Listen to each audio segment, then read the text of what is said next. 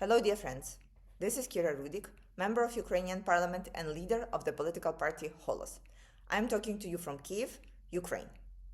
This morning, not only we woke up in our bomb shelters to the information about Russia's attack on Ukraine, but also to the Russia violating the airspace of the NATO member Poland. As of right now, the information is about approximately 20 Russian drones that were taken down on Polish territory. This is not the first time when Russian drones are violating Polish airspace. This has happened before, but because it was one or two drones, it was considered an incident. Well, when it's 20 drones, do you consider it an incident or accident right now? I think it's very clear that this was intentional. Same that attacks of Ukrainian government building was intentional. Same as the attacks of civilian buildings is intentional. These things just cannot happen randomly. And especially given the timing that Polish President Karol Nawrocki just met President Trump in DC, and then yesterday's Israel attack in Qatar, it seems that Russia is showing their allies and friends that they are able to uncover the weakness of the West. At least this is how it is perceived by many people throughout European countries and throughout Ukraine. We are very concerned here, and we are really looking forward for a strong answer from the NATO within the next 24 hours. It is critical that Russia sees that there is some retaliation. Otherwise, they will take it as a weakness. We have been saying it since the day one, and nobody believed us. And right now, when things are happening exactly the way they were happening before, everybody is still sort of surprised. So Russia will push, and they wouldn't stop unless they are stopped. They will try to launch things that can be considered low-level incidents or that will not be qualified as an act of aggression, etc., etc. And they will just push to see for how long the West can accept this. And unfortunately, as of right now when I'm recording this video, there has not been a strong retaliation. And we are saying this not because we want to drag anybody into the war, but because we have been there, we understand how this works with Russia. Unfortunately, what we have heard from the NATO members that they have invoked the Article 4, where they made this consultation in between the members, but we didn't hear any statements regarding additional sanctions or additional military support for Ukraine, because again, this happens because we cannot take down all the drones that are going our way.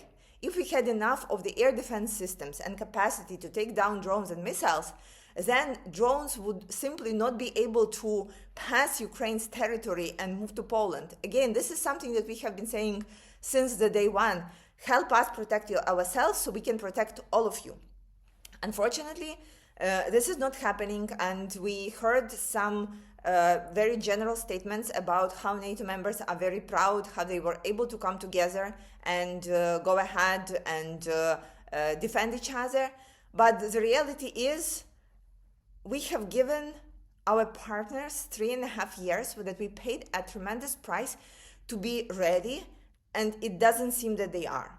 And I think this is a time to look again at everybody's policy, at everybody's priorities, and understand that defense is critical. And again, look if you can do your country's defense in a cheaper and more efficient way, which is again to have somebody else fighting for you. And this is us, Ukraine, that is fighting for everyone right now.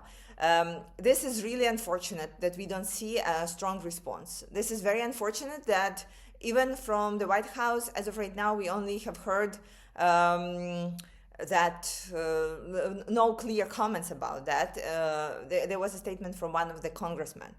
On a separate note, I think that tweet that President Trump put regarding the murder of a Ukrainian refugee in the United States and the strong response that needs to be there is something again that was a really good move.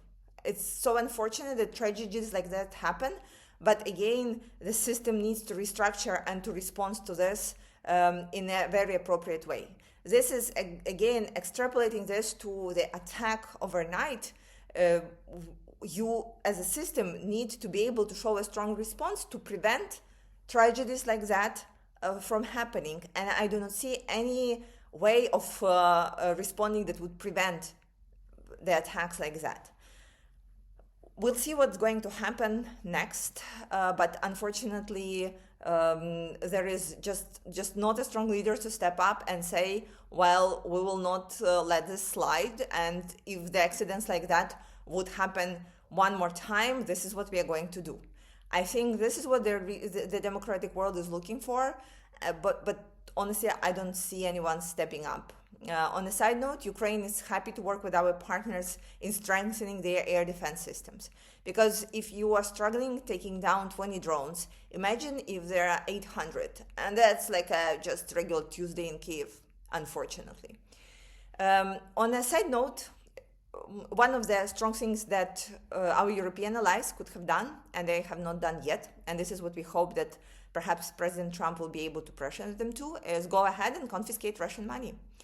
There was no political will to do that. I hope right now the money that are being stored in Belgium depository will become more flattering idea for our partners to go ahead and just hit Russia where it hurts. Take their money, use them for defending Europe, for arming Ukraine, and fighting back the aggressor. Last time I forgot to tell you, please subscribe and like this video. I really appreciate it, and it allows us to work more. Thank you so much, and glory to Ukraine.